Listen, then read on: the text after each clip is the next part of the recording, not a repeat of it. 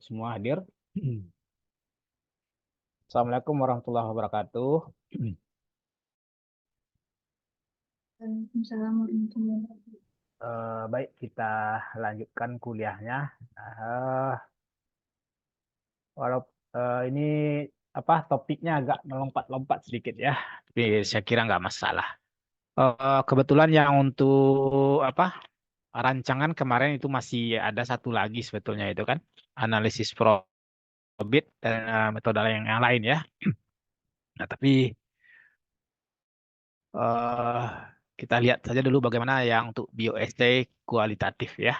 Nah, kebetulan yang bioessay ini ada yang dua ya, kualitatif dan kuantitatif. Nah, yang kuantitatif yang ngajar Bu Mary ya. Nah, yang kualitatif, nah kebetulan saya mencoba juga memberikan. eh, nah, sebetulnya kan bioessay kualitatif itu juga sebetulnya lebih cenderung sebetulnya Bu Mary juga harusnya.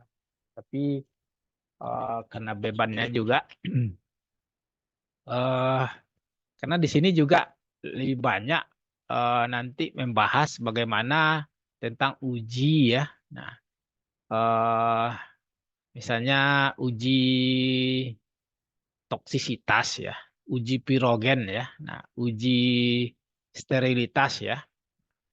Nah, itu banyak eh dilaksanakan di bidang biofarmaka ya atau kefarmasian ya, obat-obatan.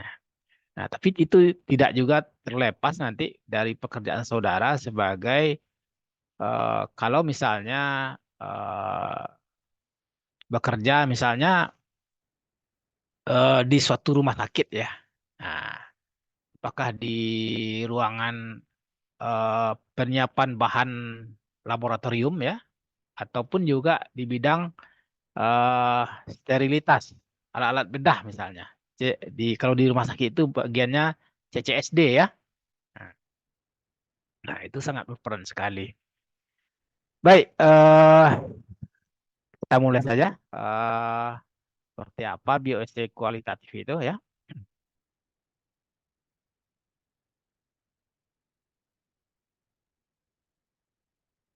Nah, kalau kita lihat sejarahnya ya, itu kita harus berpijak dari sejarah. Nah, karena sekarang orang sebetulnya kadang tidak, oh sejarah itu nggak penting katanya kan. Nah, tapi tentu kita harus tahu bagaimana sejarah penggunaan bioessay itu muncul. Jadi dia tidak muncul begitu saja ya. Nah, tentu berdasarkan kejadian awal yang mendasari tentang bioessay itu sendiri ya. Nah, contohnya nanti bagaimana misalnya di zaman dahulu itu untuk mengukur kadar keracunan gas metan ya pada pertambangan batu bara misalnya. Karena awalnya dulu sebelum ditemukannya bahan bakar minyak bumi ya, nah, awalnya adalah eh, penggunaan bahan bakar itu adalah dari bahan batu bara. Nah, batu bara itu kan juga dari fosil ya. Nah, itu digali melalui tingkat kedalaman di dalam tanah atau di perut bumi ya. Nah, dan sedangkan gas metan itu merupakan gas yang tidak berwarna, yang tidak bisa terlihat ya, dan mudah terbakar dan bersifat racun pada manusia kan.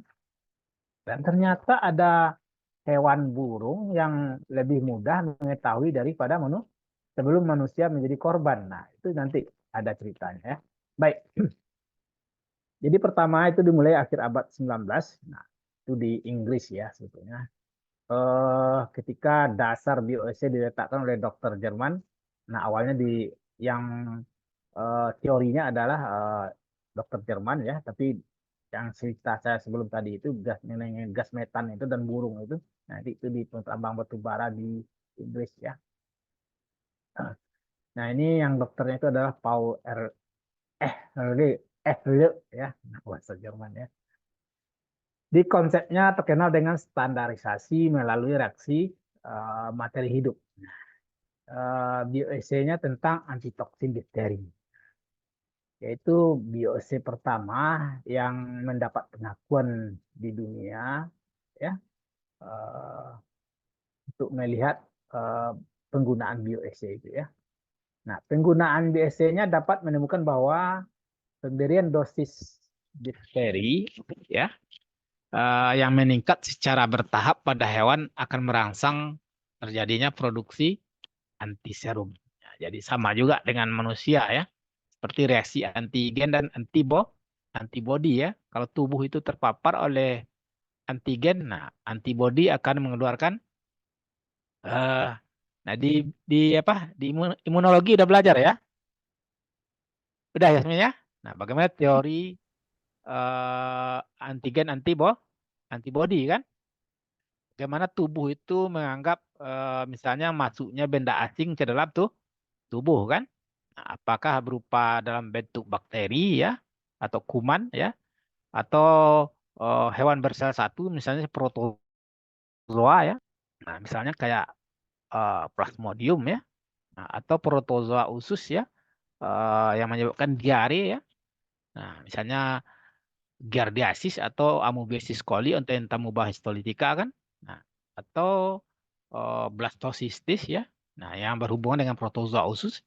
Nah, atau dengan seperti Plasmodium kan pada darah yang ditusukkan melalui gigitannya nyamuk malaria Anopheles kan. Nah,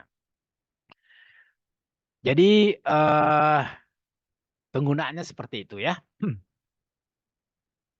Nah, kemudian salah satu contoh BSC yang terkena itu adalah, nah ini, apa yang disebut dengan eksperimen Canary in the Coal Mine ya, atau kenari di tambang batu bara, nah bahasa kitanya kan. Jadi ini adalah bagaimana burung kenari digunakan untuk memberikan peringatan dini tentang tingkat berbahayanya metana di udaranya. Jadi komposisi kandungan gas metana di udara sehingga kalau terhirup oleh si penambang batu bara akan menyebabkan tingkat kematian ya atau keracunan di paru-paru dan di darah kan. Nah, itu. Nah, eh, ceritanya para pekerja tambang batu bara akan membawa burung kenari yang peka dengan gas metana ke tambang batu bara. Nah, jadi nanti ada juga bagaimana bentuk sangkarnya ya. Nah,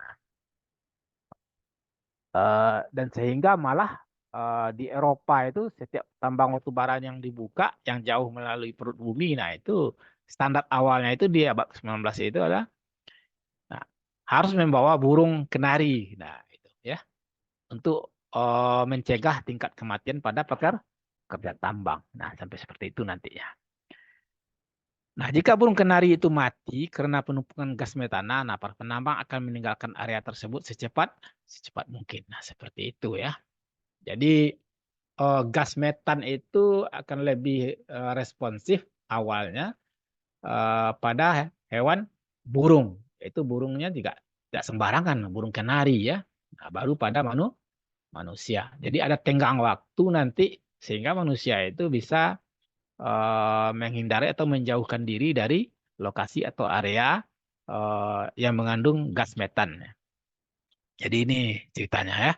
Jadi pada abad ke-19 itu pertambangan batubara berkembang menjadi industri penting seiring dengan semakin meluasnya penggunaan transportasi dengan kereta api dan penggunaan mesin uap ya. Nah, yang berbasis pada batu bara ya.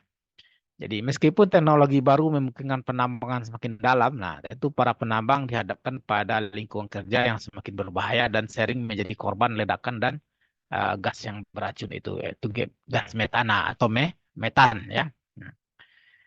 Nah, dikatakan karbon monoksida adalah gas yang sangat mematikan karena tidak hanya tidak berbau dan tidak berwarna, tapi juga lebih ringan dari udara dan sangat mudah terbakar. Jadi zat ini juga cepat menumpuk di dalam tubuh ya, sehingga penting untuk menemukan cara mendeteksi keberadaannya di udara dengan cepat. Nah, salah satu cerita awalnya untuk mendeteksi kandungan gas metan di udara itu adalah, nah ini burung kenari. Karena dia lebih sensitif terhadap gas yang berbahaya daripada bandingkan dengan manusia. Ya.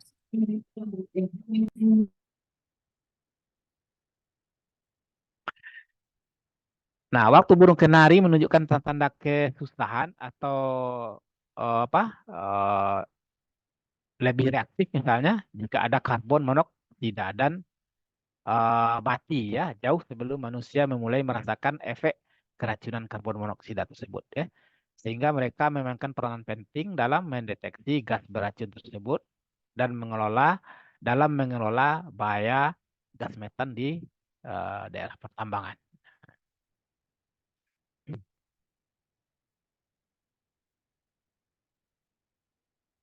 Nah, ini adalah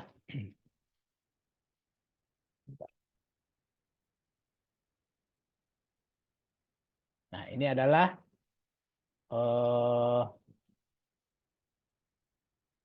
bagaimana bentuk sangkar burung kenari yang digunakan di daerah pertambangan tersebut.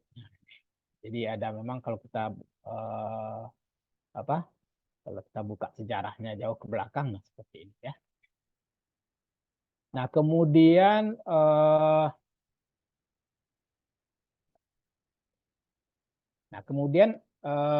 awalnya BEC juga digunakan untuk hewan yang menguji karsinogenesitas ya dan bahan kimia ya. Nah, jadi eh, karsinogenik yaitu bahan-bahan kimia yang bersifat memicu terjadinya kanker ya atau genesis ya karsinogenik zat yang bersifat karsinogenik ya. Nah, seperti saudara praktikum di laboratorium ya menggunakan formalin ya seperti pada di anatomi. Nah, kalau sekarang kan malah sudah ada yang pakai layar LCD ya, tidak perlu yang apa eh, eh, kadaver yang disiram dengan formalin ya, atau mayat yang disiram formalin. Tapi sebelumnya, nah itu juga. Nah kemudian juga pemakaian seperti kalau dulu untuk membunuh serangga itu menggunakan ether ya, atau juga pada praktikum di laboratorium menggunakan silol ya. Nah atau eh, senyawa lainnya. Nah, itu juga eh, akan memicu zat-zat yang bersifat karsinogenik. Ya. Nah, pada tahun 1915 yaitu di Jepang ya. Nah, itu ahlinya adalah Yamagiwa Katsu Saburo dan Koichi Chikawa ya yang menguji eh, karsinogenesitas tar batu bara dengan menggunakan bagian dalam telinga kelinci. Nah, dia pakai kawan cobanya kelinci ya. Jadi kalau tadi gas metannya, kalau ini adalah bahan kimianya ya, yang bersifat karsinogenik. Nah, jadi memang pertambangan batu bara itu kalau kita baca sejarahnya banyak bahayanya terhadap penambang, bukan saja dari segi udara yang dihirup ya, nah, tapi juga bahan kimia yang bersifat karsinogenik atau yang memicu terjadinya kanker ya. Kemudian pada tahun 1940-an hingga 1960-an bioesa hewan terutama digunakan untuk menguji tingkat keracunan atau toksisitas dan keamanan obat-obatan. Kemudian juga bahan tambahan makanan dan pestisida. Nah, makanan ini juga termasuk bahan pangan ya. Nah, kemudian dimulai akhir tahun 1960-an dan 70-an ketergantungan kepada bioesa ini juga meningkat karena perhatian publik terhadap bahaya pekerjaan dan lingkungan meningkat. Bagaimana safety seseorang yang bekerja misalnya seperti saudara nanti ya di tingkat di laboratorium. Nah, misalnya yang apa? Yang sangat sederhana itu, nah, misalnya saudara bekerja di seperti praktikum Elisa udah ya Jasmine ya kemarin? Udah. Sudah, Pak. Nah, seperti praktikum Elisa kan atau eh apa PCR ya. Nah, itu kan saudara memakai apa ruangan laminar flow ya untuk sterilisasi kan. Nah, itu kalau nggak hati-hati itu bisa menyebabkan kanker kulit. cahaya ultraviolet itu. Nah, kalau itu, nah itu banyak kejadian ya, peneliti-peneliti baik S2, S1, S2, S3 yang sedang sekolah ataupun pekerja di laboratorium. Nah, itu menyebabkan awalnya itu ciri-cirinya yang terkena, yang biasa bekerja dengan menggunakan bekerja di laminar flow itu ya. Nah, itu rambutnya rontok itu biasanya. Nah, itu biasanya sering itu lupa ya mematikan sinar ultraviolet itu sehingga tangannya kena biasanya atau wajahnya ya. Intensitas cahaya ultraviolet yang sangat tinggi kan. Nah, kan intensitas cahaya itu untuk tubuh kita kan ada batasannya, seperti efek suara ya. Panjang gelombangnya juga ada yang supersonik ya kan, ada yang, nah kalau supersonik itu seperti pesawat tempur itu kan. Nah, itu kan tidak bisa diterima oleh telinga kan. Nah, misalnya kayak apa penerbang itu kopilot apa itu segala macam pesawat tempur itu kan pakai apa alat cedap eh, pendengaran suara kan. Nah, bagaimana menjaga safety-nya terhadap telinga mereka sendiri kan. Nah, seperti itu. Baik, sekarang kita lihat bagaimana bioessay kualitatif itu ya. Nah, di bioessay kualitatif itu adalah sejarahnya tadi. Bagaimana bioessay itu muncul awalnya.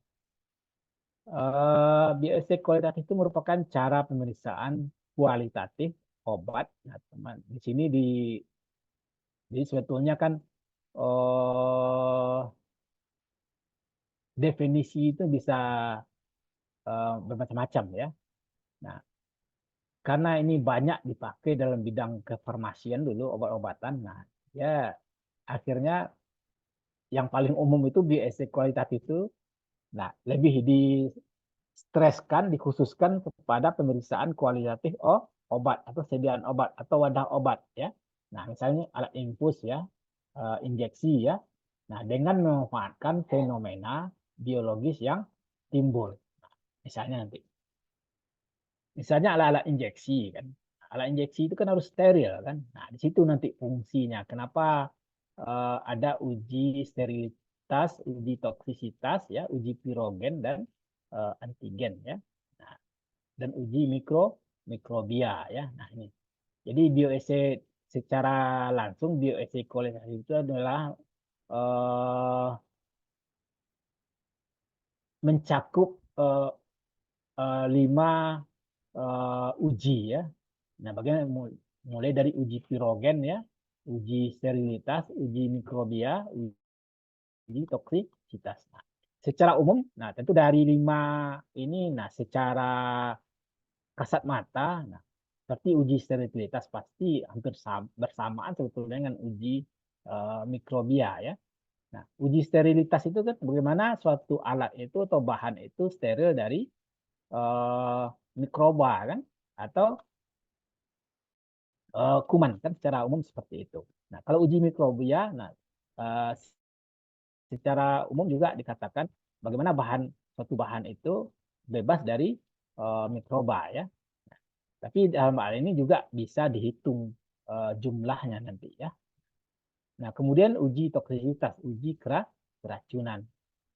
Biasanya menggunakan lethal dosis ya. Bagaimana suatu bahan itu bisa berperan bersifat toksisitas atau bersifat racun. Nah, biasanya digunakan dalam eh, apa uji coba dalam menemukan suatu obat. Nah, yang paling umum dan paling banyak adalah dalam oleh para ahli dulunya adalah penggunaan insektisida ya atau pestisida secara umum ya di dalam bidang pertanian ya dan perindustrian atau perikanan ya dan juga nah kalau pertanian kan hama ya.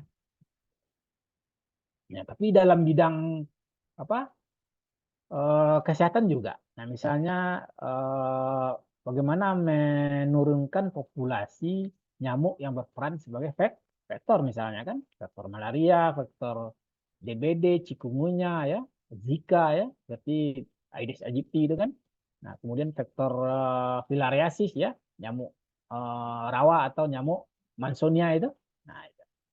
Dan kemudian juga nyamuk kulit ya, seperti yang menyebabkan filariasis atau penyakit di gajah di daerah perkotaan oleh eh, apa oleh Wucheria bancrofti kan. Nah, seperti di Indonesia kan ada tiga filariasis itu kan, Wucheria bancrofti, Brugia malayi, dan Brugia timori. Nah, itu semuanya faktornya kan tidak sama ya.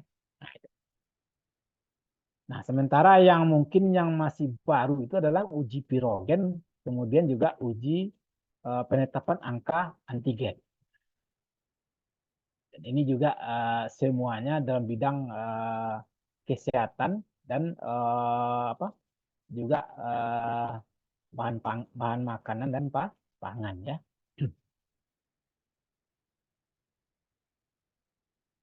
Nah, pertama kita lihat dulu apa itu uji pirogenitas ya. Jadi uji pirogenitas itu adalah suatu uji yang dilakukan untuk mengetahui apakah suatu sediaan uji steril bebas pirogen atau tidak ya. Dan uji pirogen itu dimaksudkan untuk membatasi risiko reaksi demam pada tingkat yang dapat diterima oleh pasien. Nah, ini lebih banyak pada pemakaian obat nanti atau penggunaan bahan obat yang rata-rata yang diinjeksikan ya. Nah, jadi cara pengujiannya dengan mengukur terjadinya peningkatan suhu badan kelinci ya, dengan menggunakan hewan coba kelinci yang disebabkan oleh penyuntikan intravena dari sediaan uji steril. Dan itu dilakukan hewan percobaan kelinci itu syaratnya adalah itu punya semacam kriteria juga ya. Dan kriteria itu terutama misalnya seminggu sebelum pengujian tidak menunjukkan penurunan bobot badan.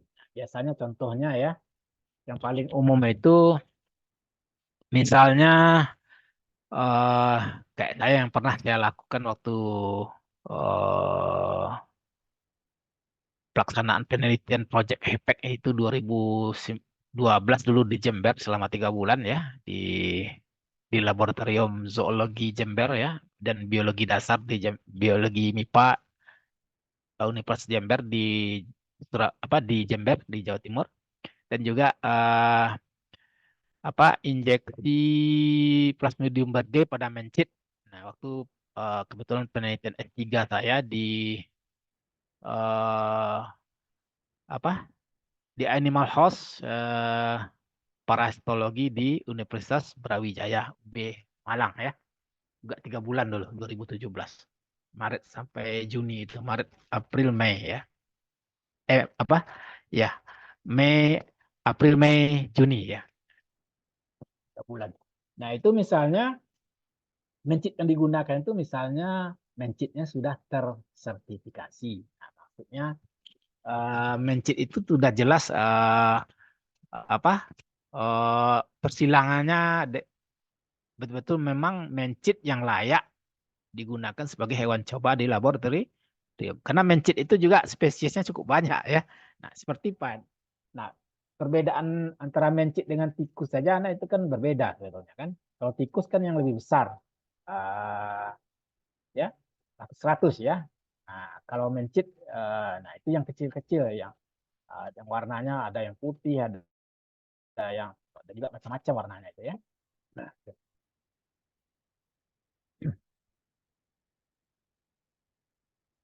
nah kemudian, nah itu mencitnya itu sebelum digunakan seperti menunjukkan bobot badan itu sebelum diperlakukan tadi, misalnya dengan penyuntikan intravena itu atau diperlakukan dengan pemberian apa misalnya ya eh, sesuai dengan. Nah, berarti yang saya lakukan itu mencit itu beratnya harus minimal 28 dan paling tinggi adalah 35 gram. Nah, seperti itu ya.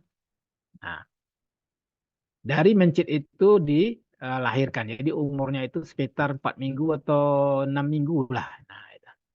Nah, untuk mencapai berat yang optimal itu, nah itu susah itu karena eh, pada pengujian di laboratorium itu kan, atau menggunakan hewan coba itu, nah, ada beberapa perlakuan dan ulangan. Nah, misalnya perlakuannya misalnya dengan menggunakan misalnya pemberian obat aja lah misalnya ya. Waktu itu saya juga bekerja sama di labor itu cukup banyak ya. Ada yang dari kebidanan, dari farmasi, dari perikanan, dari kedokteran hewan ya. Nah, dan saya dari S3 Biomedik dari Universitas Andalas ya. Jadi itu S1, S2, S3 bercampur itu dalam animal house itu bekerja ya. Nah, ada yang menggunakan mencit, ada yang menggunakan tikus ya, ada juga menggunakan kelinci ya. Nah, yang kemudian perlakuannya itu bermacam-macam. Nah, ada yang kalau yang di Kibidan itu awal 2017 itu banyak menggunakan pemberian apa? Aduh, ini tumbuhan petai yang mengandung protein tinggi itu apa namanya? Daunnya seperti daun petai. Aduh, saya lupa. Nah, itu di Eropa dan Amerika kan udah dibikin semacam tablet ya. Nah, itu. Nah, kalau saya dulu adalah bagaimana menginjeksikan Plasmodium bergei ya pada mencit sehingga dia bisa hidup dan berkembang pada mencit tersebut. Nah, itu misalnya. Nah, untuk mencapai berat optimal tadi nah disitulah biasanya pekerjaan di laboratorium itu bisa berlaku mundur ya. Nah, saya penelitiannya cuma 2 bulan ya, tapi untuk pencapaian berat badannya optimal itu, nah karena dari mencit yang dipesan sebanyak kebetulan saya eh, berapa dulu itu ya, 3 perlakuan ya, eh, ulangannya 15 ya. Nah kemudian sebelum Plasmodium bergei itu yang bekunya di labor di minus 80, nah itu kan harus dibiarkan dulu di mencit eh, awalnya dulu. Nah, kemudian setelah di mencit yang dibiarkan itu baru ditransfer diinjeksikan ke mencit yang perlakuan. Nah, jadi mencit itu saya pesan malah waktu itu 60 ekor ya. Gitu. Nah, untuk mencapai berat yang optimal itu nah, kan mencit itu kan tidak sama pertumbuhannya. Nah, itu malah mencapai 1 bulan malah. Baru mencapai beratnya minimal 28 gram dan maksimal 35 gram. Seperti itu. Jadi memang bekerja di laboratorium itu ya, dan itu akan saudara lalui nanti setelah apa. Nah sekarang aja kan apa. Nah kebetulan kan menggunakan hewan coba belum ya. Nah di praktikumnya belum pernah ya. Tapi setelah nanti saudara melaksanakan skripsi atau penelitian atau magang seperti sekarang ini, nah mungkin sudah terpapar ya. Nah menggunakan hewan coba di laboratorium. Nah, terutama saudara-saudara yang magang di BRIN ya. Nah, ada berapa orang sekarang? 15 ya. Atau 14 ya, Yasmin? Yang angkatan saudara? 14, Pak. 14 orang ya. Eh, nah, kemudian nah itu kira-kira ya. Nah, itu dari bobotnya. Kemudian belum lagi bagaimana nanti. Nah, ini mungkin di topik berikutnya nanti kita bahas bagaimana perlakuan hewan percobaan itu di laboratorium. Jadi bagaimana kita juga bisa menjaga peri kebinatangannya. Nah, seperti uh, pada manusia yang harus manusiawi memperlakukan orang itu. Nah, misalnya seperti itu. Nah, pada mencit juga seperti itu di laboratorium. Ada nomenklatur atau undang-undang yang mengatur itu secara internasional nanti. Nah, itu di topik lain nanti kita bahas ya. Nah, misalnya di apa di apa di uji clearance kan uji apa anu nanti ya. Nah nanti dalam melakukan penelitian juga harus melalui tes itu dulu ya. Nah itu baik, sekarang kita lihat. Nah jadi hewan percobaan itu tidak dapat bukan jika nah misalnya ini ada lagi syarat lain nah misalnya 3 hari sebelum dipakai untuk pengujian pirogenitas hasilnya negatif ya. Nah, kemudian 3 minggu sebelum digunakan untuk pengujian pirogenitas sediaan ujinya tidak memenuhi syarat. Nah, atau juga yang ketiga telah digunakan kapan saja untuk pengujian pirogenitas tapi respon rata-rata kelompok kelincinya melebihi 1,2 kenaikan suhunya ya. Jadi akan jadi uji pirogenitas itu kan tadi bagaimana melihat apa reaksinya adalah terjadinya misalnya peningkatan suhu tadi kan. Nah, kemudian alat ya. Jadi alat yang digunakan adalah termometer listrik dengan ketelitian 0,1 derajat dan dapat dimasukkan ke dalam rektum kelinci sedalam lebih kurang 5 cm ya.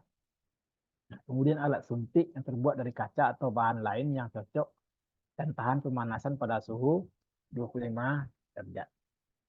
Nah, kemudian sediaan uji dibuat dari zat uji dengan melarutkan atau mengencerkan dengan menggunakan larutan natrium klorida, fosfat steril, bebas pirogen, atau jika zat uji berupa larutan yang sesuai dapat langsung digunakan. Atau misalnya ada juga yang sudah jadi ya. Jadi biasanya tergantung uh, di laboratoriumnya ya. Nah, kemudian pengujian uji pirogenitas itu pengujiannya meliputi 2 tahap. Nah, pertama tahap pendahuluan dan kedua adalah evaluasi. Nah, pada tahap pendahuluan itu hewan uji disuntik dengan larutan NaCl P steril bebas pirogen ya.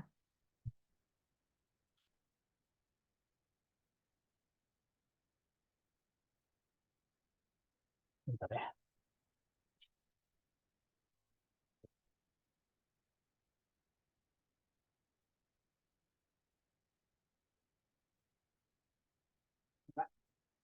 Oh, ya, Pak.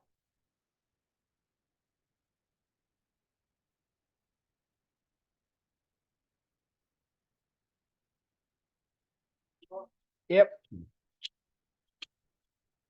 Ada orang mencatat meteran listrik.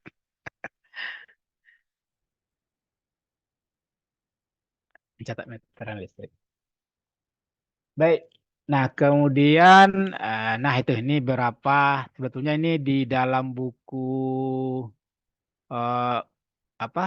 eh, Kalau orang-orang farmasi ini udah tahu nih di buku Farmakop eh, Indonesia ya, edisi 3 kalau nggak salah. Nah, sudah ada standar pengujian pirogenitas itu. Nah, kemudian ada pengujian pendahuluan, pengujian utama ya. Nah, eh, kalau pengujian utama itu sediaan uji dihangatkan ya sampai lebih kurang 38,5 derajat. Nah, kemudian disuntikkan ke dalam vena auricularis setiap kelinci dan dilakukan evaluasi ya. Sedangkan pada tahap evaluasi, nah bagaimana penafsiran hasilnya ya?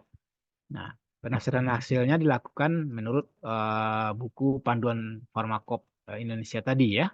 Nah, jadi ini kebetulan yang diambil itulah bagaimana untuk sediaan obat yang saya bilang tadi itu ya. Nah, kemudian evaluasinya dilakukan terhadap hewan percobaan dan juga terhadap hewan sediaan ujinya ya. Nah, kemudian penafsirannya ini seperti pada tabel 1-1 ini ya. Ini sebagai contoh saja ya. Misalnya jumlah kelincinya ya. Pada misalnya yang 3, yang perlakuan 3, yang ulangannya 3, yang ulangannya 6 ya. Kemudian ulangannya jumlah kelincinya 9 ya. Sehingga totalnya 12 ya. Nah, sediaan ujinya ada yang memenuhi syarat jika jumlah responnya tidak melebihi. Nah, ranknya 1,2 sampai 4,5 ya. Nah, sedangkan sediaan uji yang tidak memenuhi syarat, nah itu ranknya melebihi mulai dari 2,7 ya sampai 6,0 ya. Nah, itu tentang uji pirogenitas ya. Nah, kemudian uji berikutnya adalah uji sterilitas ya. Nah, uji sterilitas ini adalah untuk bagaimana kita bisa menjamin bahwa produk yang melalui proses fabrikasi tidak mengandung mikroorganisme atau tidak terkontaminasi ya. Nah, sama aja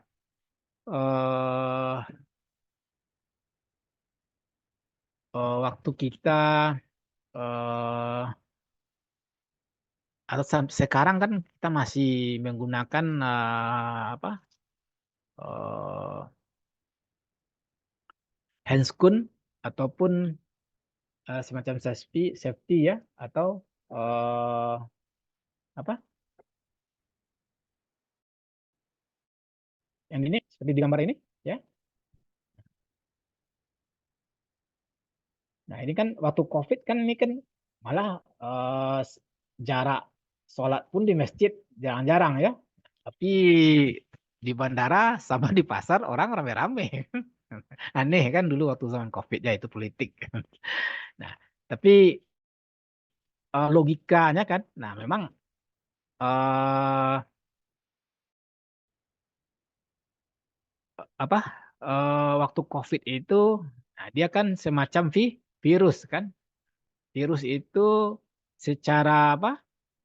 Dia tidak bisa menembus kain dengan ukuran tertentu. Nah, misalnya yang digunakan pada eh, di departemen THT dan apa di THT di penyakit di apa di penyakit THT di RSUP itu kan atau di Rumah Sakit Universitas Andalas itu kan.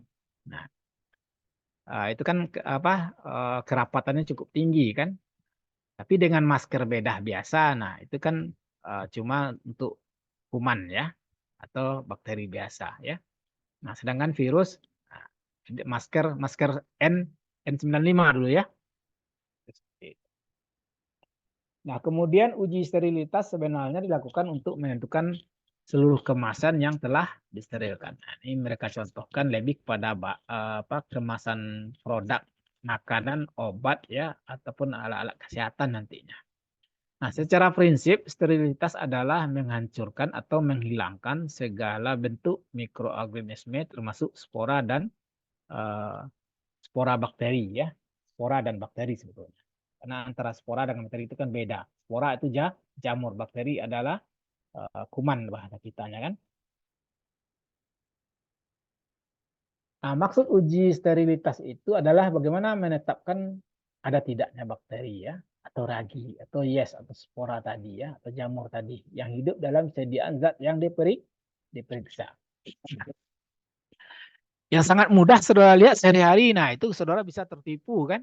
Nah, misalnya menjajah roti ya, seperti roti yang sering kalau di tempat kos saudara ya, nah, misalnya dengan motor itu, roti apa itu? Roti ya kan? Atau di kedai-kedai kan? Kalau saudara nggak hati-hati itu, coba perhatikan dengan teliti ya. Nah, sangat mudah apalagi dengan udara di daerah kita kelembapannya tinggi ya. Nah, roti itu punya batasan massa. Nah, itulah gunanya kan selalu di kemasan bahan makanan atau obat itu atau sediaan suatu bahan itu selalu diberikan ya dicetak ya masa berlaku atau expirednya kan masa berlakunya. Nah itu juga di supermarket ya kue-kue itu kan. Nah, kadang kita tertipu kan buru-buru membeli udah dibayar dan juga kalau yang supermarketnya bagus malah itu diingatkan. Nah di konter waktu pembayaran itu, nah itu ini Pak maaf Pak cari aja yang lain lagi ini sudah kadaluarsa. Nah saya pernah itu, tapi tidak semua supermarket seperti itu. Kalau di Padang ini baru satu saya temukan supermarket di Jalan Gajah Mada ini. Nah, saya juga salut itu. Betul-betul orangnya orientasi, mohon maaf, tanda kutip, sangat agamis sekali. Saya udah 2 kali beli makanan kue di situ. Nah, dua-duanya kena. Yang pertama dulu saya sendiri aja. Kemarin dengan istri saya, Bu, katanya ini kebetulan saya yang mengambil makanan itu kue itu kan. Nah, dulu sendirian saya kan, Pak ini udah kadaluarsa Pak ini nggak layak lagi. Nah, terus saya bilang, kenapa kok ditaruh juga di situ? Saya bilang kan, dia diam aja kan. Nah, tapi untung diingatkan seperti itu. Nah, bisa. Nah, jadi ragi itu kan atau spora itu atau yes itu kan sangat mudah hidup pada sediaan zat. Nah, kadang tapi kita ada kalanya tidak memeriksa. Dan itu sangat banyak kejadian, ya. Kalau tidak hati-hati, ya. Dan biasanya, nah, misalnya pada anak-anak, saudara sebagai mahasiswa S1 biomedik, ya, di mana S1 biomedik itu di bawah payung Fakultas Kedokteran kan. Nah, orang tahu Fakultas Kedokteran itu kan kalau orang awam di masyarakat menganggap semua mahasiswa yang kuliah di kedokteran itu, nah tentu tahu dengan penyakit dan sangat hati-hati dengan makanan yang berisiko bagi kesehatan kan. Nah, jadi saudara itu menjadi role model sebetulnya di masyarakat, di mana saudara kos pun juga seperti itu ya. Nah, nah, seperti di kita kadang kita miris ya di masyarakat itu. Tapi bagaimana kita mau ngomong kan? Nah, misalnya di kampung-kampung, di desa-desa seperti roti atau makanan yang dikemas di kedai-kedai di warung itu. Nah, itu sudah. Nah, ragi itu yes itu sangat mudah berkembang kan? Nah, roti yang nah, nah, itu kadang kalau anak-anak kan nggak tahu. Misalnya apalagi anak SD ya. Nah, itu mereka bebas membeli kan. SMA ke bawah aja belum pasti kritis. Orang dewasa pun juga kalau di kampung-kampung kan. Gitu. Nah, kemudian suatu pengujian yang dilakukan untuk mengetahui ada tidaknya mikroorganisme hidup atau yang mempunyai daya hidup dalam satu sediaan yang telah disterilkan. Nah, malah sudah disterilkan dia masih bisa hidup di situ kan. Nah, itu. Nah, kemudian uji sterilitas itu dilakukan untuk memastikan bahwa mikroorganisme hidup yang mencemari tidak terlihat dalam suatu produk. Ataupun juga bisa dikatakan pengujian itu dilakukan dengan metode inokulasi langsung atau filtrasi membran dan dapat dilakukan di lingkungan isolator atau ruangan yang bersih. Nah, sebetulnya kan eh, sterilisasi ini kuliah dengan mikrobiologi dengan Pak Anda nih sterilisasi ini udah pernah, Esmin? Sudah, Pak. Dengan Bu Bu Bu Linosepa Lina ya, Seva. Bu Bet ya, siapa? Bu Lina Seva, Pak. Ya, Bu Linosepa. Nah, bagaimana? Nah, sterilisasi itu kan macam-macam kan?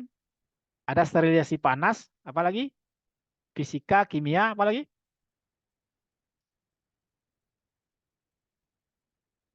kan banyak kan?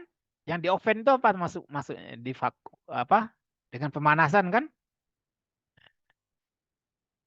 Jadi itu ada juga dengan metode inokulasi, nah, ada juga dengan filtrasi membran dan juga nah atau dengan lingkungan isolator atau ruangan yang bersih kan. Jadi nah sebetulnya kan materi bioanalisis itu memang sangat terkait dengan eh, karena walaupun baru 2 tahun kedua ini dilalui di biomedik ya. Nah, jadi materi itu memang sangat terintegrasi dengan mata kuliah saya sebelumnya.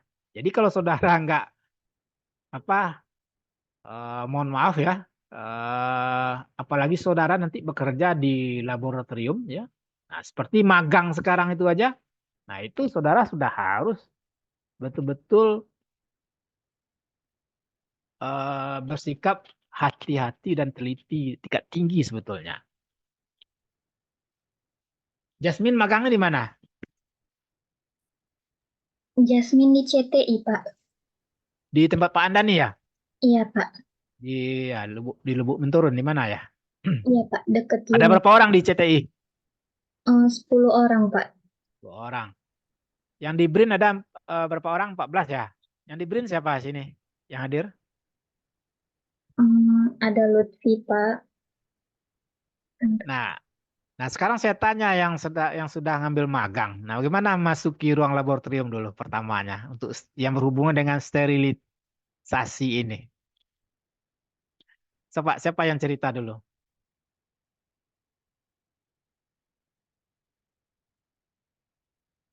Set atau tunjuk tangan. Siapa yang sudah pernah memakai alat laminar flow? Jasmine udah pernah, Pak. Jasmine, tempat mana nih udah? Udah, Pak. Nah, Hmm. gimana? Coba Eh, cerita. harus Saya mau dengar pertama ceritanya. harus dibersihkan dulu, Pak, awalnya. Harus Nah, disterilkan dulu, disemprot pakai alkohol, baru nah, boleh terjadi. alkohol berapa persen? 70. 10. Nah, terus apa lagi? Terus barang-barang yang di dalam itu, kalau barang-barangnya juga harus disemprot dulu, Pak, pakai alkohol.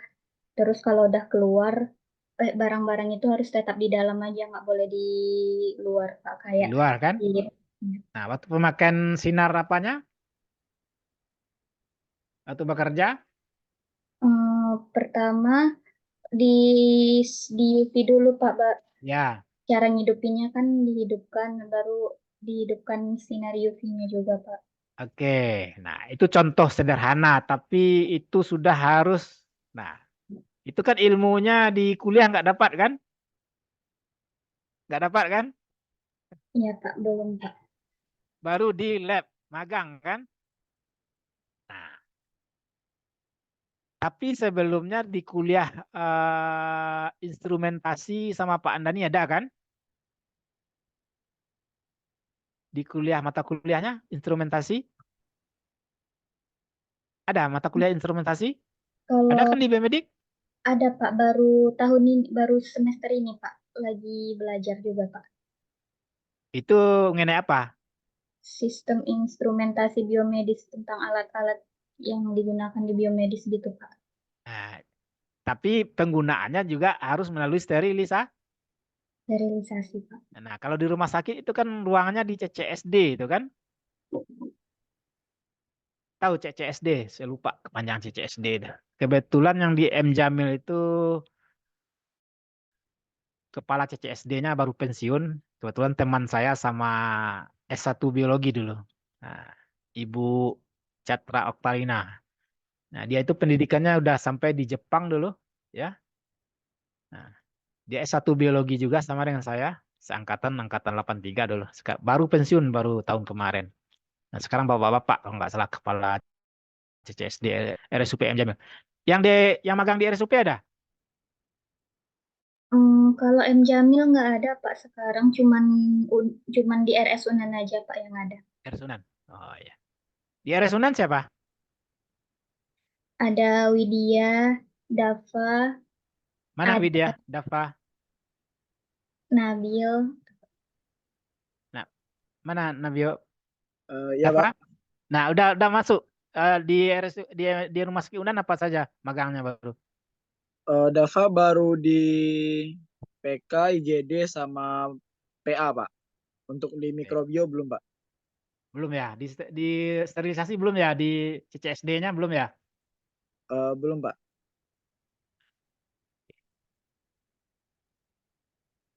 eh Dava di Rumah Sakit Unan apa saja? Di radioterapi masuk nanti? Bukan? Di radioterapi masuk Pak. Masuk Eh, ya? Cuman kayaknya sehabis dari Lebaran baru masuk ke sana Pak. Ya, tapi termasuk ya. Ya Pak.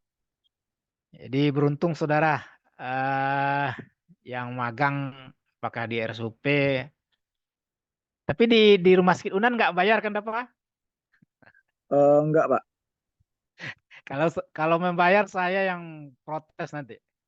Karena saya ikut, mohon maaf saya bukan penyokong, saya ikut. Saya yang mengawasi pendirian Rumah Sakit Unan itu.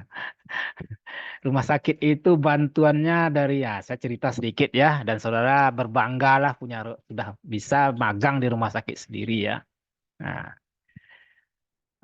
Saya masih sedih sampai sekarang Fakultas Keperawatan belum bisa memakai untuk profesi rumah sakit Universitas Andalas. Nah, baru prodi kedokteran ya, Nah, FK Unan yang baru, selain RSUP. Kalau di RSUP mereka juga dipungut bayaran per minggu kan.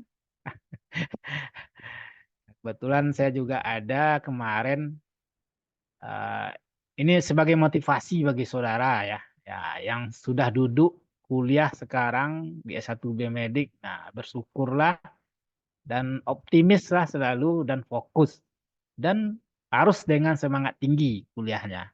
Nah, syukuri itu ya. Kenapa saya cerita? Nah, jadi dari eh kalau S1 Biomedik itu tamat saudara nanti sarjana biome S bio S biomedik Biomed, S Pak. biomed ya. Iya, Pak. Nah, saudara bisa langsung bekerja. Nah, tapi kalau keperawatan dia sarjana kep escape kan, kebidanan juga. Nah, sama nasibnya. Kedokteran juga escape, tapi masih lumayan kedokteran. Escape itu dia bisa masih banyak instansi dinas kesehatan yang bisa menerima mereka untuk bekerja. Tapi escape es sarjana keperawatan, sarjana kebidanan kalau tidak masuk profesi, nah mereka terlunta-lunta, tidak bisa bekerja kan? Nah, itu ada kemarin, nah saya baru tahu juga eh, sarjana keperawatan ya perempuan tidak bisa menyambung ke profesi. Pada profesi itu cuma 2 semester. Nah, SPP-nya 8,5 juta kalau nggak salah ya, atau 8 jutaan ya per semester. Dia 2 semester. Cuma masuk setiap minggu di rumah sakit Jamil itu sangat mahal membayarnya kan. Karena di rumah sakit Unan dia tidak bisa karena beberapa kriteria penyakit tidak memenuhi persyaratan untuk itu kan, karena rumah sakit Unan masih rumah sakit tipe kan tipe B ya. Jadi saya kira itu juga pimpinannya mungkin yang tidak memfasilitasi mahasiswanya untuk gratis apa seperti mahasiswa kedokteran ya, esket masuk mereka koas ya atau internship atau profesi. Mereka tidak membayar. Nah, itu ada kena adanya MOU dengan label RSUP itu sebagai rumah sakit pendidikan. Tapi untuk kebidanan sama keperawatan mahasiswanya kita kasihan. Setelah membayar SPP resmi di kampusnya, setiap masuk ruangan, masuk objin, masuk di penyakit dalam, masuk di bedah, masuk di anak, tergantung berapa minggunya, mereka bayar itu sampai sehingga jumlahnya akhirnya juga sampai belasan juta juga kan. Nah, kalau setelah 2 semester itu kan, 1 semester itu. Jadi kemarin saya ada yang kebetulan dari kampung saya, dia Payakumbuh. Nah, dia bekerja sebagai cari kerja dulu, nganggur dulu. Nah, gitu. Karena motivasinya cukup tinggi untuk menjadi seorang sarjana seorang profesi keperawatan itu. Nah, kebetulan saya ketemu di kampung. Kalau di kampung bekerja nanti aura atau semangat untuk kuliahnya akan hilang, saya bilang kan. Karena lingkungan di rumah itu tidak mendidik saudara untuk berpikiran untuk sekolah lagi, saya bilang kan. Nah, akhirnya saya anjurkan carilah pekerjaan di Padang. Kalau Padang suasananya pasti. Nah, akhirnya dia dapat bekerja di klinik dosen keperawatannya di Padang. Nah, tapi belum bisa mengambil tindakan karena dia belum profesi kan. Nah, cuma di klinik itu dia bisa membantu. Nah, seperti misalnya pasien diabetes ya, DM, bagaimana membersihkan luka orang-orang diabetes, kemudian memasang perbannya, tapi menjahit misalnya memberikan perlakuan tidak bisa, tidak boleh karena itu malpraktek kan. Nah, nah itu sekarang jadi dia angkatan 2018 dan udah menganggur hampir 2 tahun. Nah, sekarang udah masuk dia profesi, udah dapat. Dan kemarin saya juga ikut menemui Pak Rektor supaya dia diberikan beasiswa ya. Nah, diberi bantuan dari, nah, tapi dia tidak, nah yang beasiswa ini juga di UNAN ini kan harus kalau dia dapat seperti saudara, siapa yang dapat bidik misi dari kemarin? Ada yang bidik misi? Yang kata Jasmine? Di biomedis nggak ada, Pak. Nggak ada ya? Karena Nggak ada bidik. Kenapa? nggak sesuai ketentuan dari pusat, Pak. Jadi nggak semua prodi ya? Enggak, Pak, karena masih prodi baru dan belum ada akreditasi yang sah. Maksudnya belum ada akreditasi yang pas gitu, Pak, Iya, iya, antar iya. pusat Ya, dan juga saya kampus. Jadi mengerti ya. nggak Ya, bisa, Pak. ya harus akreditasinya, ya harus apa ya? Karena masih akreditasi diberikan itu B kan? Nah itu. Jadi dia tidak dapat beasiswa bidik misi dulu waktu S1-nya. Kalau dia dapat beasiswa bidik misi di S1-nya bisa dilanjutkan ke profesi bidik misinya itu. Nah kemarin untung, dan juga kemarin terlambat. Nah untung dia sudah bekerja sekitar 8 bulanan. Jadi saya tanya, udah bisa nggak bayar SPP? Katanya. Udah Pak. Nah, sekarang udah semangatnya cukup tinggi, udah kuliah dia. Nah, dan sudah saya bawa ke Pak Rektor malah supaya anak ini dicarikan beasiswa sehingga dia nanti bisa tamat dengan nurse kan. Nah, itu. Nah, jadi saudara yang sudah berkecimpung di S1 Biomedik ya, nah fokus eh dan seperti apa yang pernah juga mungkin Bu Desi juga sudah menyampaikan bagaimana pangsa pasar dari tamatan saudara itu. Nah, jangan cemas setelah tamat nanti. Apalagi yang sudah magang di BRIN sekarang atau di tempat Pak Andani. Nah, saya kira itu sudah curi star ya. Nah, eh, pertama misalnya untuk skripsi, wawasan saudara pasti sudah fokus untuk skripsi di situ kan. Nah, yang magang. Nah, yang kedua, apalagi terjalinnya suatu komunikasi kedua belah pihak kan. Nah, bisa saja saudara nanti kembali ke sana bekerja. Nah, atau sekolah dulu kan. Nah, atau rekomendasi bisa juga nanti kan. Kebetulan yang di BRIN, yang di BRIN siapa ini?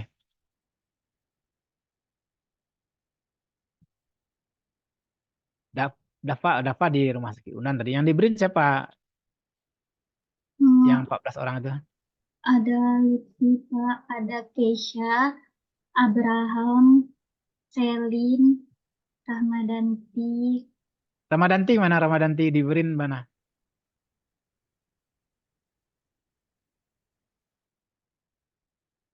Siapa yang hadir yang di BRIN ini?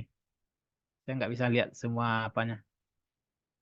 ada Suci, ada Aurora juga, Pak. Ada Angger, Yang di apa?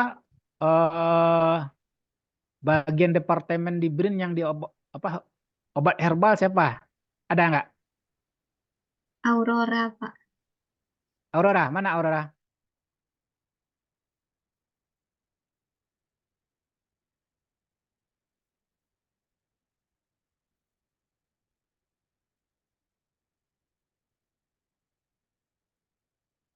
Sama Aisyah, Pak. Mana Aisyah? Udah Eh, berapa lama Aisyah sama sama orang Suci, di Pak. BRIN di herbal obat-obatan?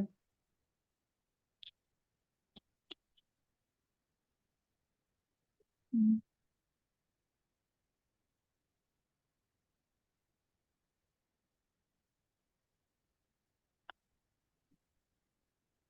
Aisyah mana Aisyah ini?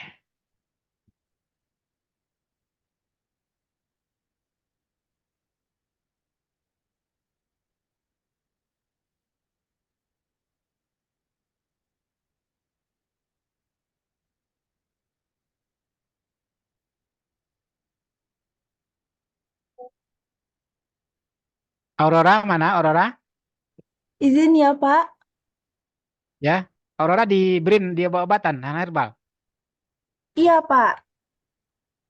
Siapa Aurora kepalanya? di eh kepala labnya Aurora Nggak tahu pasti, tapi Aurora bimbingan dari Bu Ani, Pak Tri Yuliani, Pak. Bu Liani, Iya, ada Pak. dengan Pak Prof. Novilsa nggak? Mas Teria Novilsa? Eh, dia belum Izin Pak, ketemu, Pak, Aurora sama bapaknya, Pak. Hah? Belum izin belum Pak, ketemu, Pak, Aurora sama bapaknya, Pak. Belum ketemu ya? Iya, Pak. Itu ponakan saya itu. izin Belum. Nah, nanti sebelumnya titip Pak. salam ya dari Pak Adrial ya. Iya, Saya mau, Pak. dia kan Ntar baru Aurora pengukuhan sampaikan kemarin kalau ya. ketemu. Iya, Pak. Profesor Brin, termuda kan kemarin. Ah, iya, Pak. Mas Ntar. Teria Novilsa, dia dari kimia Universitas Andalas dulu itu. Oh, tapi bapaknya di Serpong ya, Pak? Iya, rasanya di Serpong ya. Ah, iya. Kalau ketemu Aurora sampaikan, Pak. Ah, dia S1-nya kimia UNAN, S2-nya di Barcelona, S3-nya juga di Barcelona itu. Kemudian postdoktornya di Jerman sama Amerika kalau nggak salah itu dulu. Nah itu. Oh. Jadi dia kan bergerak di bidang herbal obat-obatan, terutama untuk yang waktu COVID kemarin kan. Dan dia sering kayak UNAN itu ngasih sebagai kuliah tamu di tapi di farmasi di MIPA dulu sering gitu. Nah.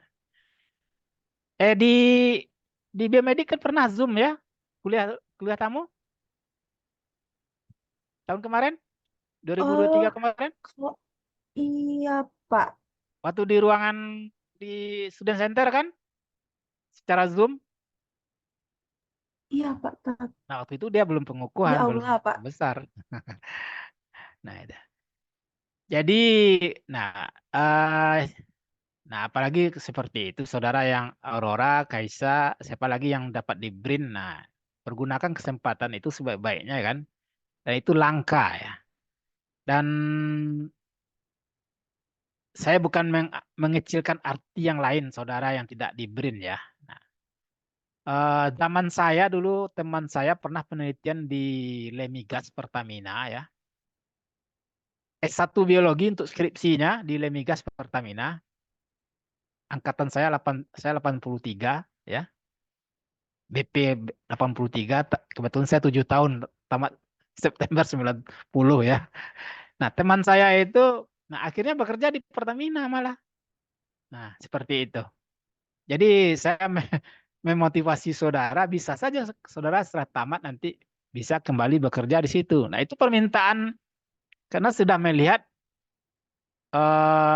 kinerja saudara waktu magang dasar mereka itu. Nah, nah karena kalau saudara mereka membawa saudara untuk bergabung setelah tamat, nah mereka sudah punya semacam gambaran nih. Nah seperti ini Aurora ini anak ini bisa masa depannya dikembangkan untuk BRIN di bidang-bidang ini, di bidang ini. Nah mereka sudah punya semacam rencana untuk itu. Nah seperti itu. Tapi kadang kita itu nggak dibilang sama kita ya. Nah, nah itu seperti itu. Dibangunlah komunikasi dan hubungan yang baik ya. Dan juga kan saudara waktu pelepasan dulu di Limau Manis sama Ibu ED1 sama Ibu Manajer Pendidikan Bu Roza Mulyana. Kebetulan saya hadir waktu itu sebagai mewakili pembimbing kan. Nah, nah tentu juga nama alma mater yang saudara sandang ya. Dan saudara sebagai angkatan kedua dan cukup banyak sekarang kan. Nah, ada peningkatan. Nah itu kan juga suatu tanda bahwasanya yang magang angkatan kakak saudara yang pertama itu cukup berhasil walaupun sedikit. Nah sekarang 14 orang Bu Desi juga kaget kemarin itu. Nah, kami di Biomedik cukup banyak kan. Nah, oke. Yang magang tempat Mbak Nani berapa orang? 10 orang. Iya, Pak, 10 orang, Pak. Udah lihat Pak Andani selesai operasi kemarin? Belum ada, Pak. Belum. Tapi udah pulang dia dari rumah sekarang. Waktu di rumah sakit nggak ada yang lihat ya? Enggak. Nggak tahu dia jatuh kecelakaan? Tahu, Pak, tapi Tahu ya. eh ya ceritakan pengalaman saya ya. Nah, sebetulnya saudara yang sudah magang ataupun belum sebetulnya. Nah, tapi Pak Andani itu sebagai dosen saudara ya. Nah, kalau ada waktu, Nah, seperti dia dirawat di rumah sakit kemarin, kan dekat cuma kan. Nah, apalagi waktu apa itu kan jam 11 sampai jam 1 pagi siangnya kan. Kemudian jam 4 sampai jam 6 sorenya kan.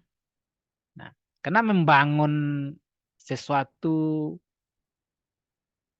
di kuliah nggak dapat kan hal seperti itu. Nah, itu pengembangan pengembangan diri saudara itu ke dunia kerja seperti itu, ya.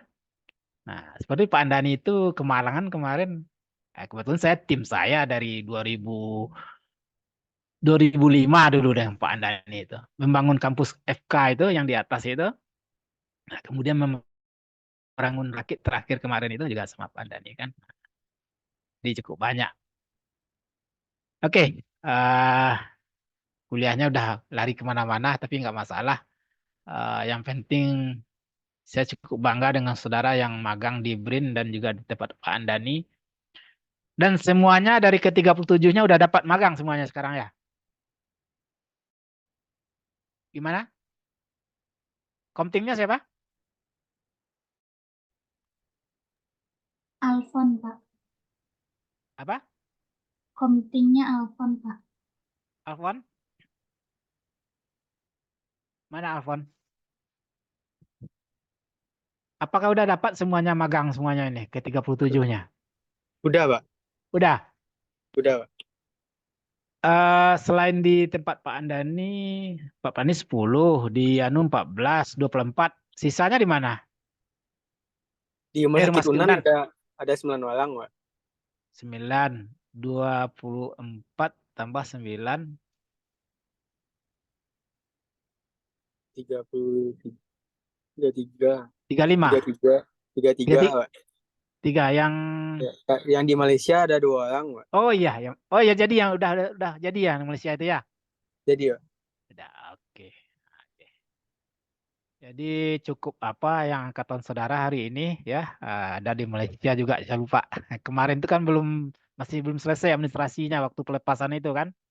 Nah, alhamdulillah bisa yang 2 orang itu. Nah, malah mereka minta lebih ya. Siapa yang ke Malaysia? Alfon. Bukan, Pak. Agnes sama Safia, Pak. Oh, kan Komting yang ke Malaysia. Bukan, Pak. Di sana ya saya kira faktor bahasa zaman sekarang kan nggak masalah. Mungkin zaman saya iya ya. Tapi di Malaysia itu saya pernah untuk pembangunan rumah sakit itu 2 kali ke Kelantan. Bahasa Melayu doang semua tuh nggak ada bahasa Inggris. Saya juga kaget sama Prof Acang dulu sama Pak Dekan Pak Prof Masrul ke situ sama almarhumah Prof Romatina ya sama yang udah ada yang pensiun sekarang ya. Baik, tadi sampai di mana tadi ya?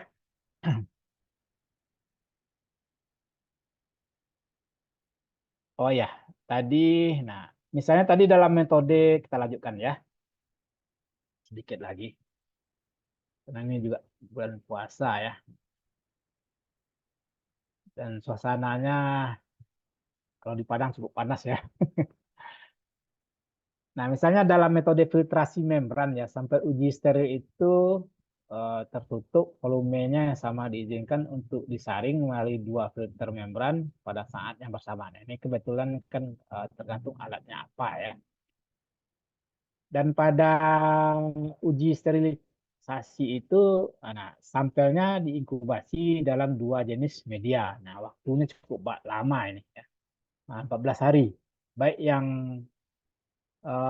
bakteri yang mikroorganismenya anaerob maupun yang aerob ya. Nah, misalnya yang aerob itu karena berhubung misalnya untuk bakteri apa? Oh, tetanus itu kan anaerob itu kan tidak memerlukan oksigen kan atau O2 kan. Kemudian selain itu uji sterilitas juga dilakukan untuk uji bakteriostat ya, fungistase ya, untuk menilai apakah zat uji menghambat pertumbuhan suatu mikroorganisme. Jadi sifatnya bakteri itu diujinya dilakukan uji sesuai dengan namanya ya. Kalau bakteriostase, kalau jamur fungistase ya, untuk melihat apakah zat uji itu menghambat pertumbuhan mikroorganisme ya. Nah, kemudian juga melakukan pengujian dilakukan untuk mengkonfirmasi hasil sterilitas dan untuk memastikan bahwa tidak ada sifat antimikroba dalam benda uji yang akan mencegah deteksi organisme mikroba selama pengujian sterilitas ya. Nah, itu kira-kira. Nah, kemudian secara singkat pengujian sterilitas dirancang untuk menentukan ada tidaknya mikroorganisme pengkontaminasi ya. Kalau secara hariannya zat atau malah kontaminan ya. Nah, kontaminan ya yang hidup asing dalam parenteral ya atau biologis yang dirancang untuk digunakan manusia. Misalnya instrumen yang dimasukkan ke dalam tubuh manusia tetapi tidak tertelan ya. Kemudian masa uji sterilitasnya adalah sama tadi 14 hari yang memungkinkan masa inkubasi yang sesuai untuk mendeteksi mikroorganisme yang tumbuh lebih lambat ya. Kemudian juga banyak organisme bakteri dan jamur dapat dideteksi dalam masa inkubasi yang lebih pendek. Tetapi beberapa mikroorganisme memerlukan masa inkubasi yang lebih lama. Nah, nanti tergantung mikroorganismenya apa ya. Karena masing-masing contohnya aja bakteri ya. Antara bakteri gram negatif dan gram positif, nah itu kan jauh berbeda nanti kan. Nah, kemudian, nah ini juga apa? Misalnya menggunakan sediaan uji ya, dengan menggunakan zat uji sejumlah, nah misalnya tertera di tabel berikut nanti ya. Dengan menggunakan membran penyaring 450 meter ya, nah, misalnya diperoleh hasilnya seperti ini ya. Zat ujinya berupa larutan ya, nah itu lebih dari 10 ml disaring lebih dahulu dengan penyaring membran. Nah, kemudian zat ujinya berupa serbuk. Nah, itu dilarutkan atau menggunakan pelarut steril yang cocok. Kemudian larutannya berupa suspensi minyak. Nah, itu rata-rata dikocok dahulu ya. Kemudian disaring melalui penyaringan membran. Nah, ini tabel 1 tadi. 13 tadi ya, berikutnya. Jadi ini sebetulnya semacam pemberian gambaran aja ya. Baik, nah ini beberapa medium yang sesuai dengan buku Farmako edisi 3 tadi ya. Misalnya untuk bakteri aerob ya, nah misalnya Bacillus subtilis ya, Sarcina lutea ya, dan yang anaerob itu Bacteroides vulgatus ya, Clostridium sporogenes ya.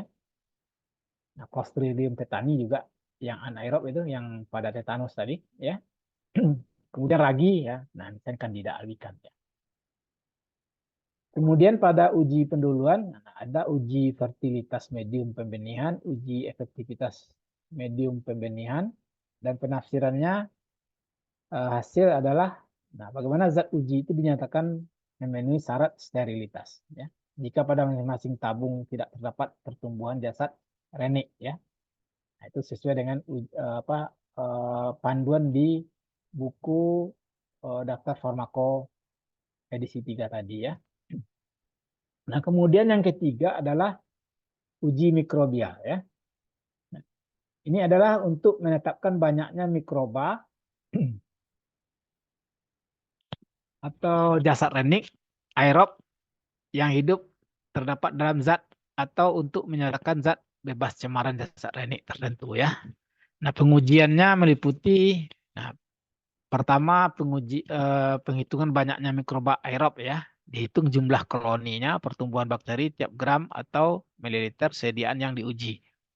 Kemudian pengujian bebas jasad renik meliputi, misalnya uji bebas Staphylococcus dan Pseudomonas. Uji koagulasi ya, uji penggumpalan ya, Staphylococcus aureus. Uji oksidasi ya, Pseudomonas aeruginosa ya.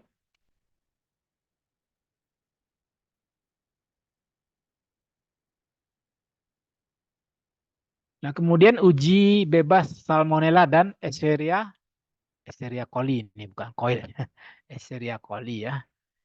Nah, Escherichia coli itu kan bakteri yang menyebabkan diare ya. Nah, kemudian sediaan uji dinyatakan bebas jika setiap cawan uji tidak menunjukkan tanda-tanda seperti tertera. Nah, seperti menggunakan biasanya kan dengan diagram eh apa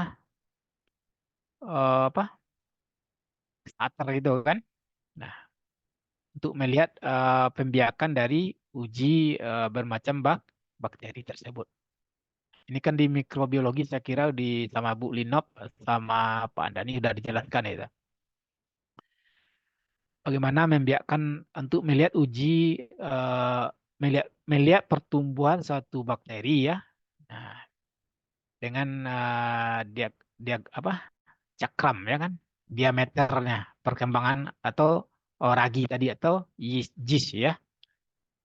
Kemudian yang keempat adalah uji toksisitas ya. Uji toksisitas adalah suatu uji untuk mendeteksi efek keracunan atau toksik satu zat pada sistem biologi dan untuk memperoleh data dosis respon yang khas dari sediaan uji ya. Nah, uji ini meliputi uji toksisitas akut, uji toksisitas subkronis, uji toksisitas kronis ya. Nah, sedangkan uji toksisitas spesifik meliputi uji teragonitas, uji mutagenitas ya, mutan ya, dan uji karsinogenitas. Nah, seperti zat-zat yang bersifat karsinogenik tadi ya. Jadi uji toksisitas atau ketoksikan secara umum dibedakan menjadi dua. Pertama uji ketoksikan tak khas ya. Nah, yaitu uji ketoksikan akut, subkronis, kronis dan uji potensiasi ya. Sedangkan yang uji ketoksikan khas meliputi uji keteratogenikan ya, kemutagenikan, kekarsinogenikan dan uji reproduksi ya. Jadi yang ketoksikan khas itu berhubungan dengan misalnya zat-zat yang menyebabkan terjadinya mutan, zat-zat yang bersifat karsinogenik atau memicu kanker ya. Dan keteratogenikan ya, misalnya ini pada bayi atau ibu yang pada ibu hamil biasanya pengaruhnya itu. Nah, kemudian uji ketoksikan akut derajat efek toksiknya suatu senyawa yang terjadi dalam waktu singkat. Nah, dalam waktu 24 jam. Nah, kemudian uji toksikan akut itu saya lupa ini kependekan apa kemarin. Dikatakan uji ketoksikan itu suatu senyawa yang diberikan atau dipejankan atau dipajankan ini ya dengan dosis tunggal pada hewan uji tunggal ya. Tunggal hewan uji tertentu dan pengamatannya dilakukan selama 24 jam. Nah, tujuannya adalah menetapkan potensi ketoksikan akut tersebut, yakni kisaran dosis letal atau mematikan ya, atau dosis toksik atau bersifat racun obat terkait pada satu jenis hewan uji ya atau lebih untuk menilai berbagai gejala toksik yang timbul, adanya efek toksik yang khas dan mekanisme yang memperentarai kematiannya. Baik, nah kemudian datanya yang diukur adalah tolak ukur kuantitatif, misalnya kisaran dosis letal toksis, dosis letal, biasanya LD50 ini, atau toksik ya, tolak ukur kualitatifnya, gejala toksik, wujud, mekanisme, efek toksiknya. Nah, dosis letal tengah LD50 atau dosis letal toksik tengah TD50. Yaitu suatu besaran yang diturunkan secara statistik guna menyatakan dosis tunggal suatu senyawa yang diperkirakan dapat mematikan atau menimbulkan efek toksik yang berarti 50% hewan uji ya. Jadi beberapa metode yang digunakan untuk menghitung LD50 ini antaranya adalah metode grafik ya, Litviel dan Wilcoxon, metode kertas grafik Probit, algoritma ya, Miller-Tainter ya, metode rata-rata bergerak Thomson-Weil ya. Menurut Pharmacop Indonesia, dasarnya adalah kekerabatan antara dosis dan persentase hewan yang menunjukkan respon ya dari toksiknya senyawa tersebut. Nah, ini perhitungannya ya. Bagaimana perhitungan LD50 menurut Farmakologi Indonesia ya. Nah, kemudian yang terakhir adalah penetapan hayati antigen dan zat anti ya. Nah, jadi ini terminologinya perlu juga diketahui sedikit ya. Apa itu antigen, apa itu hewan coba ya, marmut, mencit ya. Kalau di PBL di FK itu kan setiap skenario itu kata-kata asing itu kan perlu dilihat seperti ini kan, atau semacam terminologinya. Karena kalau tidak diketahui juga itu apanya tidak nyambung nanti kan. Ini beberapa istilah di buku Farmakop Indonesia itu. Oke, saya kira demikian untuk bioessay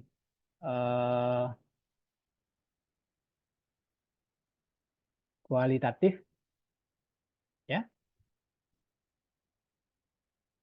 Nah, yang termasuk beberapa uji tadi ada uji pirogen, uji sterilitas, uji mikrobia, uji toksisitas, dan penetapan angka antigen.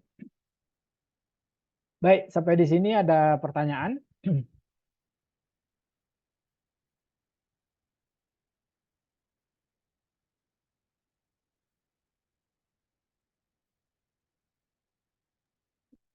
Tidak, Pak. Jadi memang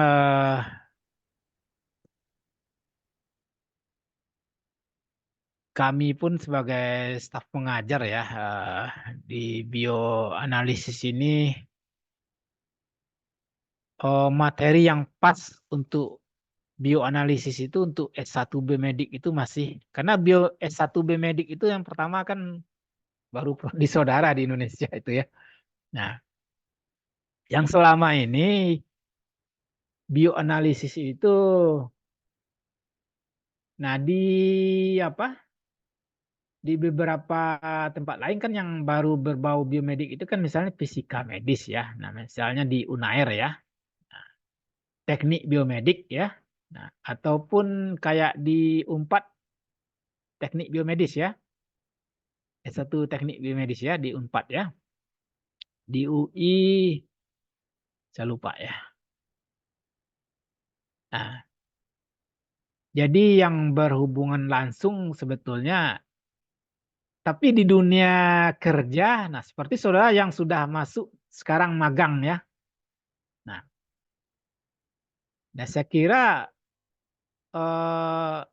kemarin itu setelah dievaluasi beberapa topik di bioanalisis itu, nah itu kan sudah dibicarakan saya, Pak Inaldi, Bu Mary juga dengan Ketua Prodi dengan Bu Desi ya, untuk kebutuhan saudara nanti di dunia kerja ya, dan juga dalam menunjang misalnya pilihannya deskripsinya nanti. Nah, tapi sejalan, nah kebetulan, nah sebetulnya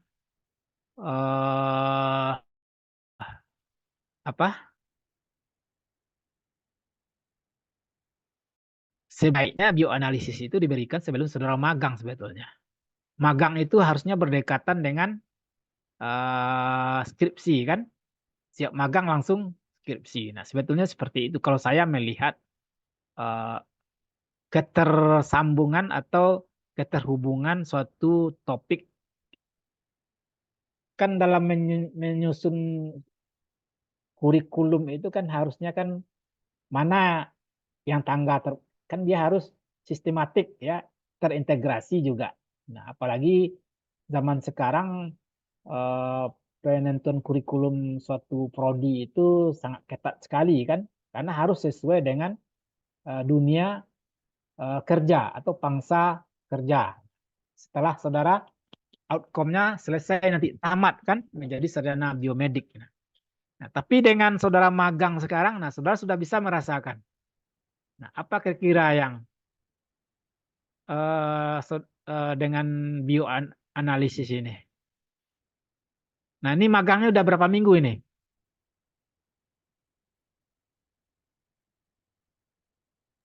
Udah sebulan lebih. Ah, udah sebulan lebih, ya. Nah, saya kira magangnya 1 semester ya. Iya, Iya, Pak. Pak. Nah, ditentukan waktu pasnya, harinya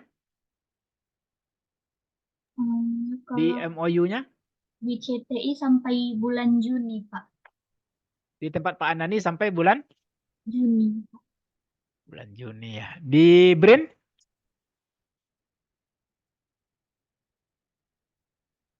kalau di rumah sakit, nah tergantung bagiannya tadi PA kan apa? Alfon tadi PA, patologi klinik, apa lagi? Nah, nanti radiologi kan? Kemudian apa lagi? CCSD belum kan? Ya tergantung bagian-bagian yang berhubungan dengan apa teknik laboratoriumnya. Nah, itu. Oke, silakan ambil absennya dulu, Jasmine. Silakan aktifkan semuanya videonya. Ini partisipannya ada 32. Ada yang 2 orang atau berapa orang? Ada yang double. Silakan tampilkan wajahnya semuanya. Ini ada 2 monitor. Nabil mana ini? Mutia, Amanda, Nadila.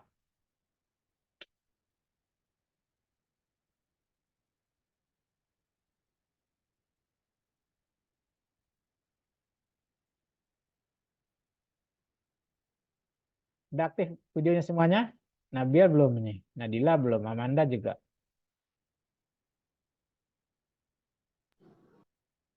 Dian mana ini Dian? Dian.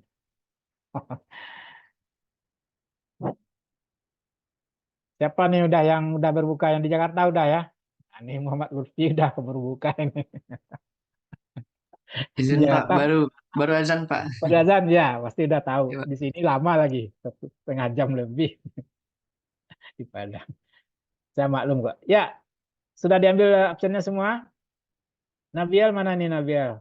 Nadila, Hadir Pak. Eki. Silakan aktifkan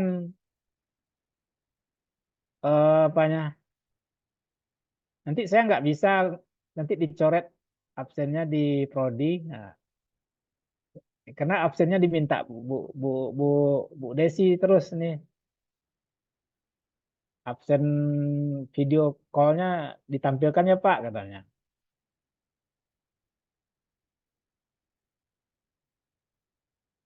Amanda nggak ada nih Amanda. Nabil, Nadila nih 3 nih belum tampil ya. Nabil sudah on cam Pak, namun di HP Pak. Oh, oh ya. Nah, berarti Amanda belum ya sama Nadila ya.